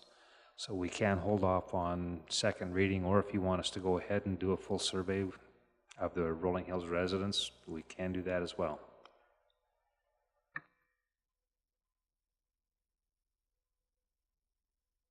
From my recollection, the survey in Rolling Hills was the majority wanted it. Because there was, I remember one wanted more restrictions or something, but they were in favor, I thought. Yeah, that's exactly what I said. It was 1916 in favor. But at the advisory committee level, it was totally against. So here you go. It's reasonable to wait for more information. So we'll delay on that bylaw also. Hubie? Well, I went on the internet and I checked all this out around the world, and some people are so passionate about their pet chickens that they dress them up like dogs, dog costumes, but I've yet to hear a chicken bark.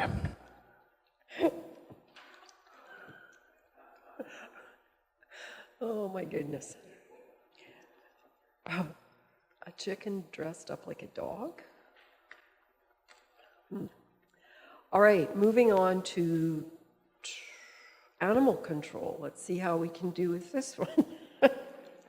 Well, this one is linked to the chicken one. Oh, sorry. Because if the chicken bylaw is going ahead, this one needs to also be amended, but let's hold off. Okay. Oh my goodness. I'm glad that we can laugh about these things. Okay, then I think that's it for all these bylaws then, right? They're all, the ones that haven't gone through are on delay. Planning and Development Report, item 11. Thank you. You can see in my report there are a few updates with the solar installations that have been coming down. If you want access to the AUC website, I can give you the access that I've set up for the county and for me to be able to comment on the applications that come in. Other than that, if you have any questions, I can answer for you. The part 2 of elemental energy is still, has not gone anywhere yet. It's just being prepared. Correct. That's the last word I got. And having said that, he left a message for me, Will left a message for me to call him this morning. So I'll do that once I'm done here. Great. Questions for Alice?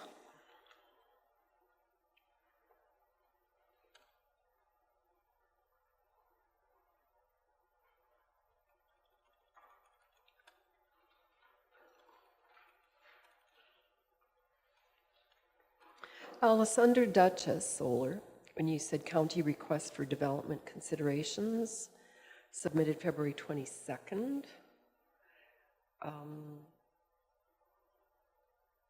what does that mean? I know that there were adjacent landowners that expressed concerns and they're in the parcel. I reviewed the information on the AUC website. There are about 6 different, or 8, I guess, adjacent landowners that have been expressing concerns. There was a deadline of February 22nd for their consideration, so I didn't want to submit the county information till after I had read all of that. So what I submitted on behalf of the county has to do with meetings that Jeff and I and Diane had with NG Solar, looking at things like how are they going to access the site, what's the site coverage, what does that look like, how are they dealing with the wetlands in the area, have they gotten approval from Alberta Transportation, where's their laydown yard, those kind of municipal considerations. So I wrote up just a one-page piece to submit to the AUC just saying, here's what the county not so much is concerned about, but here's the discussion that we had with NG Solar, and please consider that we are going to need a development permit for this application with this list of considerations. I can send you the list or the letter that I sent if you're interested. Doesn't matter at all. I just wondered what that meant. So, any other questions regarding planning and development? All right. Ryan. Just wanted to say, Alice, I really appreciate the way you've provided your report, because now I don't have to read. I can just read your nuggets, and that's very helpful. Anne-Marie. I'll make a motion to accept the report. Thank you. Anne-Marie moves. All in favor? Opposed? Motion is carried. All right, that takes us perfectly to our 11:45 delegation. Martin and Karen, welcome.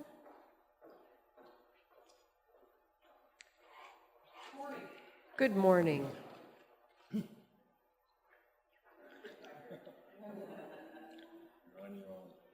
She's got your back. That's right. So welcome, Martin. You've been here and met everybody in the last few years. We haven't had, I don't know if you, Hubie, has Martin been here since you were a counselor? Yeah? Not that you probably don't know him, but. Occasionally we have a date and bring a third person along with us. I can believe it. Anyhow, welcome, Martin. Thank you. Great that it worked out for you today. Yeah, no, I appreciate the opportunity and the invitation. It's always good to meet with friends. And this council, of course, are friends of mine for a long time. Martin, I just have to comment before I cross it off my list. We just were talking about the Bull River Working Group and Brian's concern about having someone on it from our part of the world, and I said that you were always a strong believer in that, so I asked if the city of Brooks had anyone involved, and I don't think. That's like they're a member, so Norm Yes. Jerstein has attended the odd Bover Basin Council forums, but not the working. Right. Yeah. Anyhow, we yeah. have Kevin has volunteered to participate in that, which is wonderful. Great. No, really appreciate that. Speaking of that, I was at the irrigation conference, and of course, Mike was speaking at the irrigation conference, and he puts up a picture, and there's Brian in the picture. The last retreat, I assume that you may have been at. There was snow around, I think. So it was great to see that connection in the sense of the Bow River, because I do believe the water and the watershed is a critical piece of our existence out here. And I had the opportunity to speak there. Anne-Marie, you were there. And it's great in your position that you have on the Alberta Council, or Irrigation Board. Great, super. Thank you for the leadership, stepping up to do that. But also, many of you would have known Mark Bennett in a sense. He's been to your council. Mm-hmm. He's been involved for 20 years. And I took a couple minutes to talk about Mark Bennett, the leadership he's provided to the Bow River Basin Council for 20 years. Tremendous knowledge. Really appreciate Mark and his leadership on that council. And the roles that we all need to play in it are very important. It's interesting, last night there was the Southeast Corridor conference is going on in Medicine Hat. I went down last night for the reception. Yeah. And there was a few politicians in the room, and they asked us all to speak, which just saying hello would have been nice, but you know, when you talk about the Bow River, and many times when people, you know, what's your constituency, and when I'm in Ottawa or other places, I say Bow River, they automatically think of Banff and mountains, and I said, no, we're out there away from those big piles of rocks that you can't do anything on. We're out on the actual, where the Bow River out, where we can actually do something on the ground because it's nice and flat and we can farm it and make food. But it's an automatic often response. When you say you're from Bow River constituency, they think of the mountains and Banff. But it seemed like that conference, there was nobody there last night from this group. Okay. But yeah, right.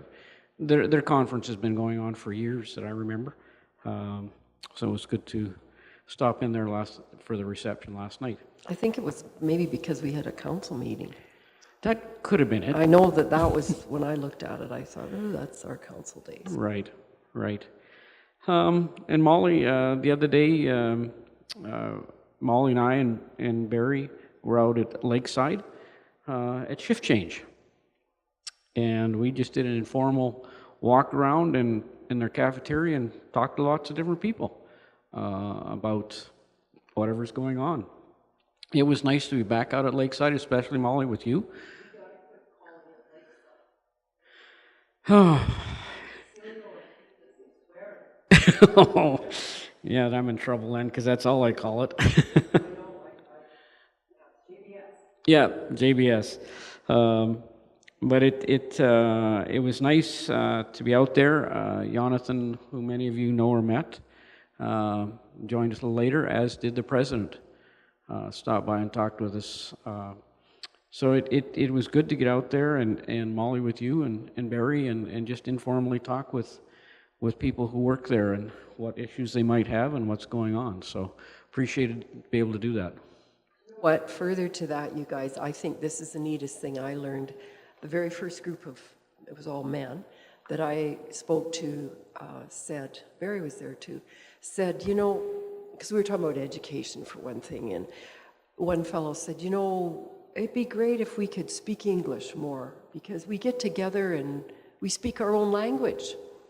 And he referenced Tim Hortons. He said, you know, we all go to Tim Hortons, and you see everybody in Tim Hortons, but we all speak our same language. And I said, well, don't beat yourselves up for that, because I would do that too if I had the option of something besides English that was my home language. And I said, so you just need some people to join you occasionally in locations around the city and just visit. That'd be great, they said. And I thought, man alive, wouldn't that be a neat way to connect with people and connect all of the newcomers? And I mean, just the whole concept of, let's just talk about anything, like how was your day? But you got to talk in English. Yeah. And they thought we had lots of laughs about that, and you know how. Yeah. And I mean, the one gentleman that I talked to had been there for, I think, since 06, 07 came. He'd been there a long time as a refugee, one of the refugees. And then there was a gentleman that I talked to who came from British Columbia. He's been working there for 22 years. Moved here from somewhere, I think, somewhere in the interior. but he's been working here for 22 years. So you find a whole range of people who've been there short term. The other thing, when we talked to Jonathan with HR, the turnover rate, they only had 100 staff that they had recruited last year. I think that was the number he'd mentioned. Really low number. So that's the specific they recruit for the skills. Their turnover overall was 17%, but that is so low in the industry. And because I can remember when they talk about the national average of North America was 50%, and in some places in the US it's much higher, 75% turnover in a year. So you meet lots of people there, and lots of people who have started out working there and have moved into other industries in our community. So they understand that the English is a skill, and they will lose people to other industries in the area, but they think that's a success. They view that as a success at Lakeside, that people that they attract there learn other skills like language and can move to somewhere else in the community. But the number that are staying in the community to them is significantly higher than it used to be. They have their families here, and where they used to come and be here 6 months to a year and go to Edmonton or Calgary, they're finding more and more of them as they reunite with their families, they're staying here. So their turnover rate has gone down. So, you know, it's interesting to talk to the people out there, and I enjoyed that. So, yeah, it was good. I stopped by at the A1 Irrigation. They had an open house yesterday and a seminar. I ran into Garnet Altwasser. And it's always good to, you get a little history in a sense, because Garnet keeps involved in the sense of what's going on out there, the cattle industry, the oil, gas industry, and he often shares opinions with me online. Garnet's no wallflower, let me tell you, we all know that.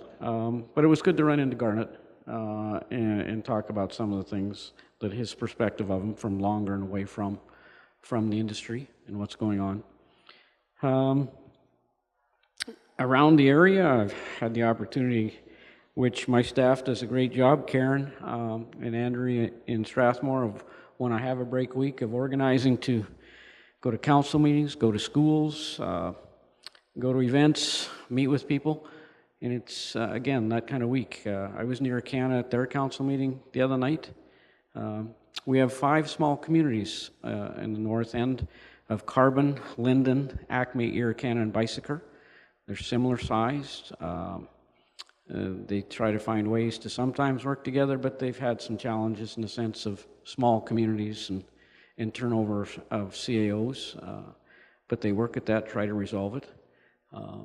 But it's always interesting, the challenges that you see that they think are unique to them, but they sound very familiar to other places.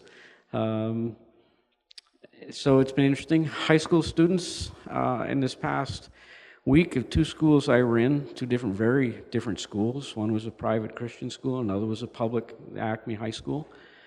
But the high school students this week, they really have been following what's been going on in the media the last 2 or 3 weeks. When you live in the Ottawa bubble of the political stories, you know it's a life of its own, and 99.999% of the rest of the people are doing what they need to be doing and going on and doing it.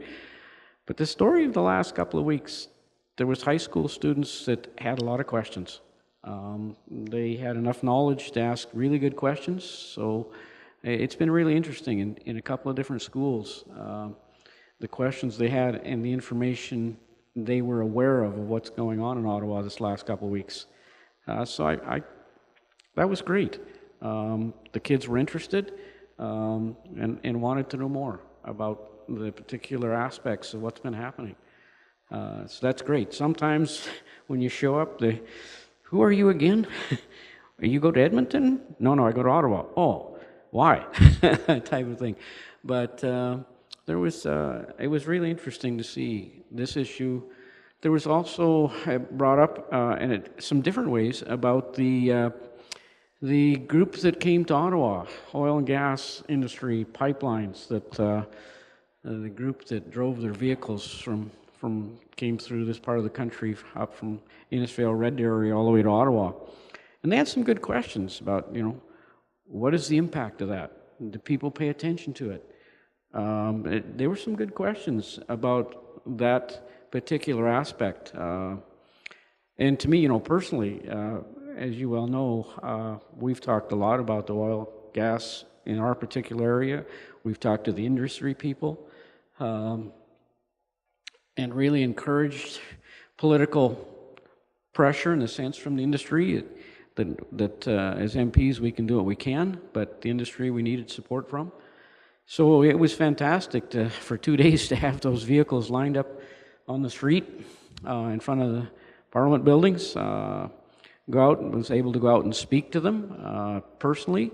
I was able to speak to them as a group because they set up a mic and a stand, and they gathered there on front of the hill, and so I had the opportunity to speak to them and thank them and encourage them for what they're doing. The end result was 2 different ways for me, as the students asked. It brought an awareness to Ottawa. It brought an awareness. National media was out there. How do you calculate the outcome of that? There was a lot of coverage. The other side was interesting from the people themselves. And I ran across another person here earlier in the week who'd been there, and his stories were what I heard there and here. He said, we just thought people in Alberta knew about this, but as we traveled through Saskatchewan, he said every crossroad, every community, there was people out there at the intersections. When we'd stop at night, they came to see us from the community, said, that didn't stop in Saskatchewan, it didn't stop in Manitoba, and what they were absolutely so surprised about, it didn't stop in Ontario. Every place they stopped, every place they crossed, there was people out honking their horns, waving at them, yelling support, and when they had the opportunity. So they were really, really encouraged that this was not an Alberta issue, that there was people all the way from Red Deer all the way to Ottawa on that Trans-Canada Highway that were supporting him and agreed about the industry, which was great, I think, for the people in the sense that we're doing this to understand that there was a lot of support countrywide for that. And there were some people in the industries who came from the Maritimes with their vehicles and joined them in Ottawa. So that was another aspect that they mentioned. So it was, as an Alberta MP, you think you may be crying in the wolf in the dark out there on this issue, but to have those guys show up and park every kind of vehicle on the street for 2 days was just great. We really appreciated it. So that was something that, as many of you know, what happened in Brooks that day in December. So has it changed? How do you quantify that? It's hard to quantify it, but that was the questions that I was asked in high schools, by high school students about that. So their families or their communication or seeing it, it was something they talked about and knew about. So that was also really good. Economics, anybody growing canola these days? Anybody sold their canola before this week? Oh, have you got a contract for it? Oh, well. Repercussions of certain behavior. Yeah, we're dealing with a very, very, very big, powerful country, and trade is important to us. Got to find ways to make it work. And that one's not going well at the moment. Of course, within the constituency here and within County of Newell, has anybody said one word to me this week about maybe a little activity you guys are involved in? Yes, many times. And I'm often asked my opinion. Obviously, as many of you know, from the city of Brooks and the County of Newell, we worked together on lots of things when I was mayor. And I'm proud of that history, very proud of it. And so when I'm asked my opinion, there's always positive things you can do working together.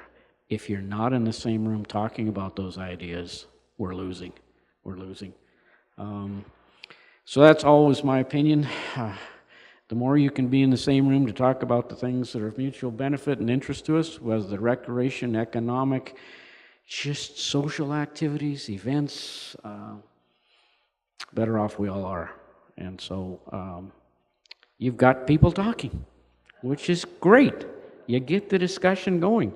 It may raise some ire, it may raise some strong opinions, but people have got them and they're talking about it. And I think that's great. I think it really is. So when people talk to me, well, what do you totally agree with? I said, I totally agree with whatever you guys figure out that's going to make sense, that's going to work. But keep talking. Just keep your minds open, express opinions, but ask other people theirs and keep talking to find out what people are thinking. So power to you for facilitating that and keep working at it. I think it's great. Other people outside of this area are watching. I know you know that. I know I'm told that when I'm in other parts of this constituency, people are watching what you're doing. So it's of interest to other people outside. And maybe it'll encourage some of them as well. There was somebody from another constituency talking about, oh yeah, we've got lots of cooperation and things going on. Yeah, what are you doing? Well, they named one thing. I said, well, that's a good start. And if you view that as possible, great, great. So hopefully those kinds of things continue and do so.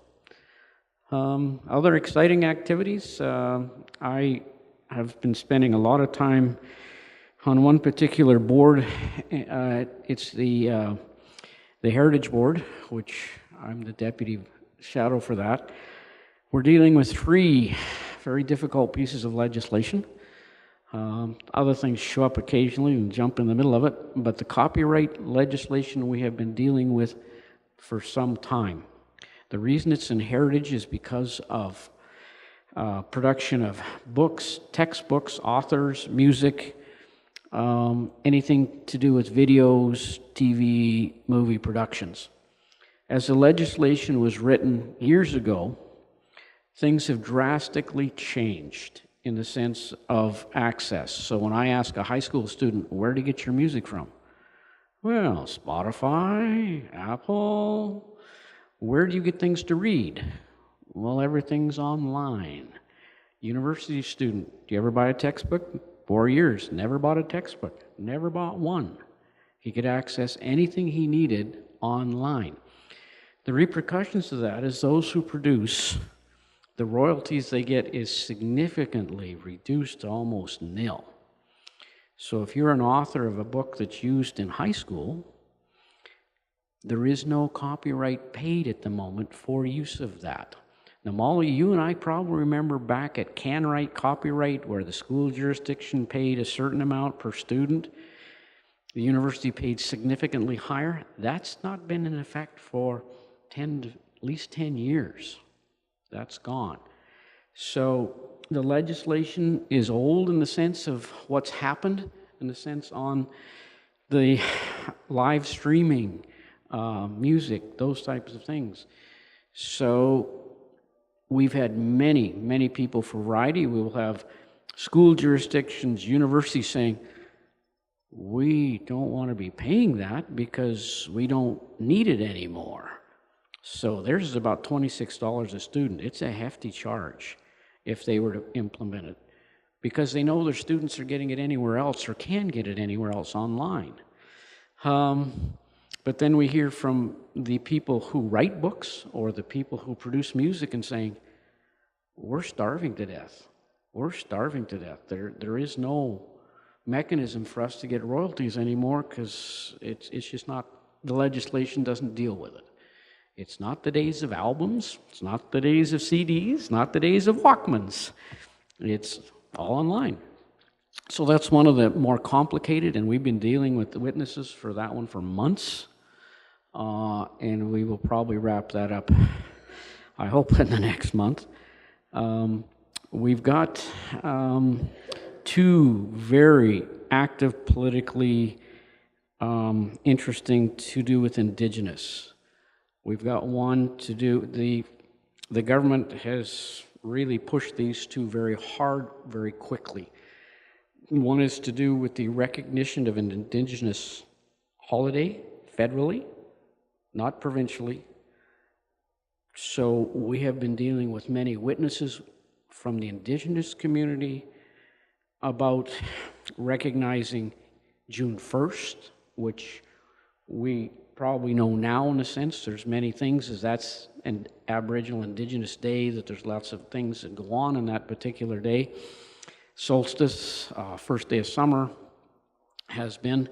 The other one is Orange Shirt Day, which is at the end of September, beginning of October, which recognizes the residential school issue. So we've had a lot of witnesses on that one. The only thing the federal government could do is recognize it as a federal employee holiday, which is different than the holidays that we normally are associated with, because those are municipal, provincial, federal. For example, Remembrance Day is not a national holiday. It's provinces that we're used to is a provincial holiday, and we do it provincially. It's not a holiday in Ontario, Quebec, and the Maritimes. It's not as the same as we do it here. So if it was a federal one, it would not affect provincial, municipal, schools. It would only affect federal employees. So that's the only thing that the federal government can do. They can't do the other. So that's what this particular issue is. The other one that really has been taking a lot of time is the Indigenous Languages Act.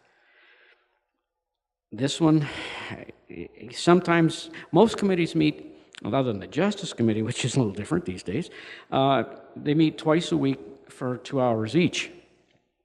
Sometimes schedules get changed. For example, I spent a year ago in August, for 10 hours a day for 5 days on the Transportation Act, rail, trains, planes one. So sometimes they're different. So they have pushed this Indigenous Language Act, and we have been meeting every day for a minimum of 2 hours, and some days 6 hours every day for 2 weeks. And when I go back, we will be at it again. We've had a tremendous amount of witnesses talking about the Indigenous languages. Able even to get Sylvia Youngman from Siksika as a witness. So we've heard a lot about this. It's a piece of legislation that we believe two things. One, the consultation should have been longer because it was done very short. And two, drafting the legislation, there are some challenges with the legislation. Most witnesses tell us about the problems with it. So we're going to see, as we continue with this one, whether the Liberals actually make some amendments to it, because there is some challenges with the legislation as written. Some words in it, some clauses in it that they should fix. We will make amendments to those things. Usually when opposition committee members make amendments, like you may have seen in Justice, they fall by the wayside pretty quick. But we hope that the Liberals on it see some of the deficiencies with this one and are able to fix it, because it'll cause some problems as is if it's passed that way. And we've had many, many witnesses explain some of the challenges. So it was a long 2 weeks, the last 2 weeks, because we're there till 8 or 9 o'clock at night for 6 hours, and we'll be back at it when I go back. So those are in the world of that one specific committee that I spend some time with is something of interest, the copyright and the two Indigenous pieces. We've got another one sitting out there that they brought in. They brought it in and tabled it, and we immediately were trying to get witnesses for it, but it's been pushed to the side. It's Indigenous youth involved in sports. So we'll see what happens with that one. So that's the kind of thing that shows up at Heritage Committee these days.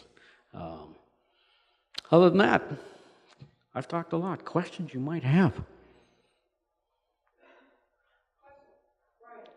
Well, last year when you spoke, I can't remember where we met and group, whether it was with the regional meeting, you talked a lot about the crime issues that were in our area and some of the, I mean, in my view, they've sort of diminished. I don't know if that's accurate.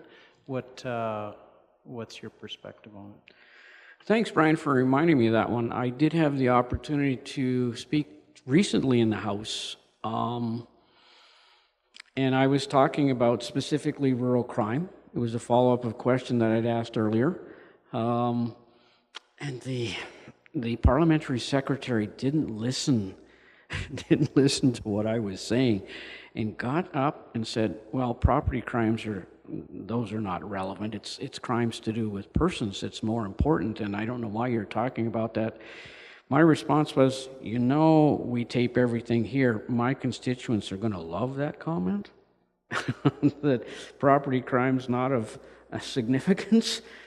Careful, you need to listen to what's being said. And then afterwards she got mad. You were bad. Well, you didn't listen. To your point, the RCMP, I would believe, provincially are paying more attention to this.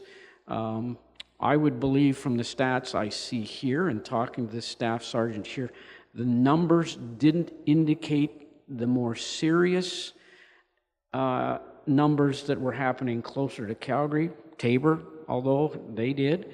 So the County of Newell, whether it was anomaly from distance or whatever else, the numbers in the County of Newell aggregately weren't as high as some other places in this constituency. But if you have it happen to you, those numbers don't matter. It's significant if it happens to you. So there's the RCMP, as you probably know, have established specific units to try to track the revolving door of people that continue to do multiples. That they would say has helped as they identify and try to stop the multiples from happening from a small number of people. It is still happening in the sense of rural crime.